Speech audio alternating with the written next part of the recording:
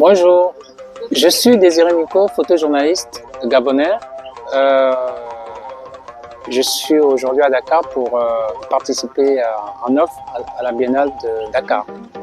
On va dire que le Bouti est quasiment une école de vie en dehors de son aspect spirituel et mystique. Donc moi je suis enfant issu d'une famille de bouddhistes. Donc je sais ce que le Bouti m'a apporté dans la perception de la vie, dans la perception de tout ce qu'on fait, de l'environnement. Et je dis que c'est une excellente école de la vie parce qu'on y apprend à respecter des règles spirituelles et même dans la vie quotidienne.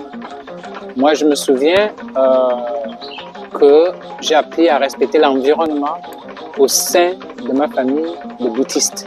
Parce que je voyais ma grand-mère qui, avant d'écorcher un arbre, qui lui parlait, qui lui disait je vous écorche parce que je dois soigner un tel.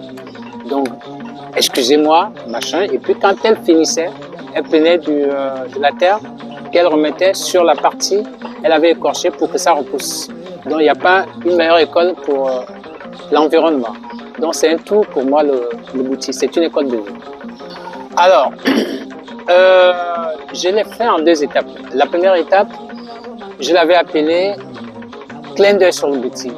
Et j'avais débuté ce travail en 1996. Le plus difficile a été de me faire accepter dans le temple de Bouti. Vous savez, c'est un rite initiatique et tout le monde ne veut pas forcément savoir qu'il pratique le Bouti, vu la perception que la société gabonaise a vis-à-vis de ces rites. Donc, le plus difficile a été de me faire accepter dans les temples bouddhistes. Il fallait l'accord du maître, mais le maître, il danse pas seul, il ne pratique pas seul.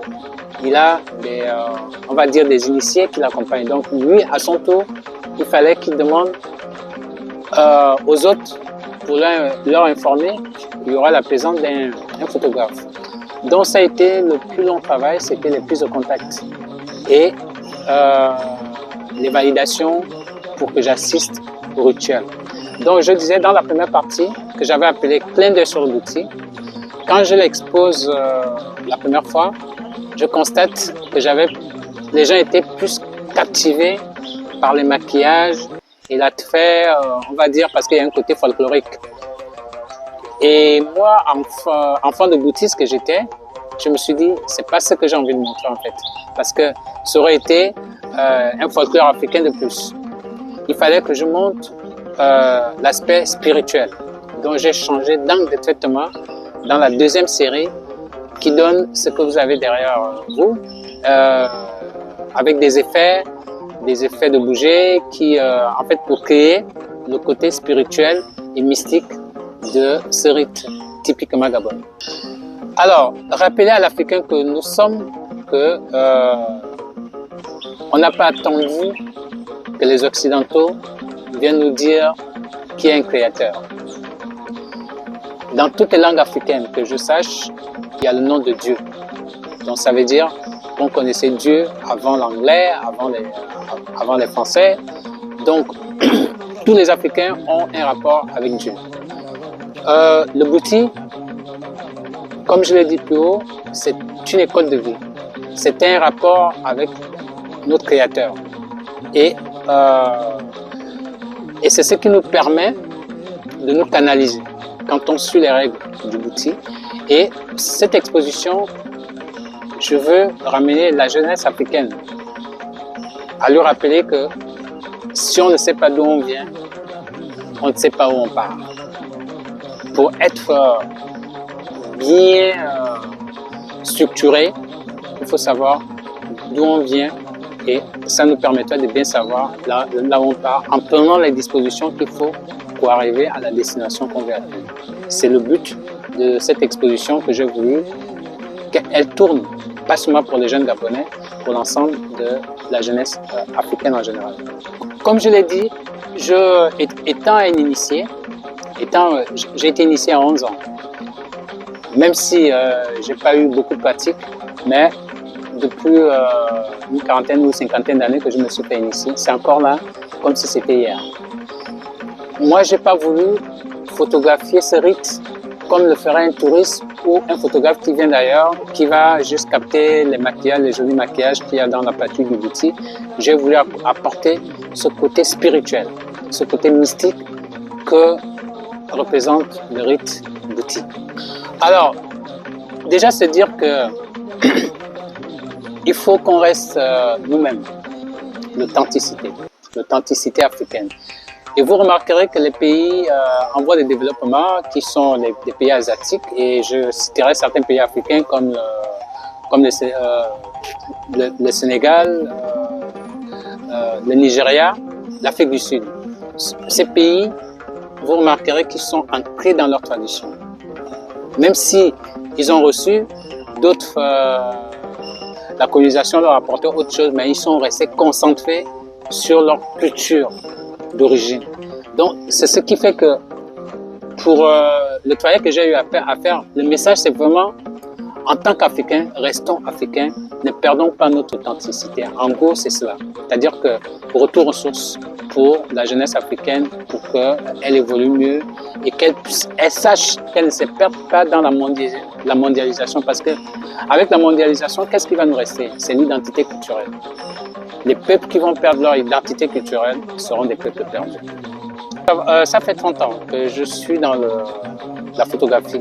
D'ailleurs, après Dakar, je serai célébré, j'ai eu l'honneur d'être invité par les 14e rencontres de la photographie à Bamako qui vont célébrer mes 30 ans parce qu'il y a de cela 29 ans, j'avais été formé au photojournaliste aux 2e rencontres de la photographie africaine. Alors, c'est à partir de cet instant d'ailleurs, c'est après cette formation du photojournaliste, le premier sujet, parce que là-bas, on m'a appris à traiter des sujets. Et le premier sujet, en dehors de celui que j'avais traité durant la formation, qui était sur le sida et sur les transports à Bamako, dès que je suis rentré chez moi au Gabon, le premier sujet que j'ai traité, c'est exactement le Bouti. Et aujourd'hui, je m'en réjouis parce que j'ai appris que notre métier n'est pas seulement, c'est de l'art, certes, mais c'est aussi une forme de communication. Nous avons le devoir, et c'est d'ailleurs pour ça que j'ai créé une agence qu'on appelle Afrique Image, qui, pour moi, ce sera un apport qui va essayer de faire changer l'image de l'Afrique que nos collègues occidentaux nous ont collé. Ça veut dire que vous allez sur Internet, vous tapez n'importe quel pays, surtout les pays africains qui ont été dans des conflits, il n'y aura que des photos de misère, il n'y aura que des photos de guerre. Et je me suis dit, nous, en tant que photographes africains, nous devons prendre la responsabilité de montrer une autre Afrique. Parce que l'Afrique, c'est pas seulement des enfants au ventre ballonné et habillés en haillons. Nous avons aussi, nous connaissons un certain trésor. Donc, et il n'y a pas mieux que nous, même photographes africains, de montrer l'Afrique, c'est pas seulement ce que les autres nous présentent. Donc, c'est ce message-là. Parce que le photojournaliste, c'est de raconter son quotidien et de raconter aussi l'actualité. Si on peut traiter des sujets de société ou culturels, comme celui d'aujourd'hui, ce n'est plus logique en fait. Leur dire que Esprit du Bouti a commencé sa tournée, on a commencé par Libreville. Nous avons été invités par la Fondation Houphouët-Boigny à Yamoussoukro. On a exposé dans une galerie à Abidjan. Et aujourd'hui, nous sommes dans le collectif Pilora qui regroupe 16 artistes pluridisciplinaires africains et occidentaux. Et à partir du 28, il y aura le vernissage qui aura lieu au Grand Théâtre de Dakar. Donc j'invite ceux qui peuvent se déplacer à venir nous voir au Grand Théâtre, à venir regarder cette exposition. Je vous en prie, c'est moi qui vous remercie.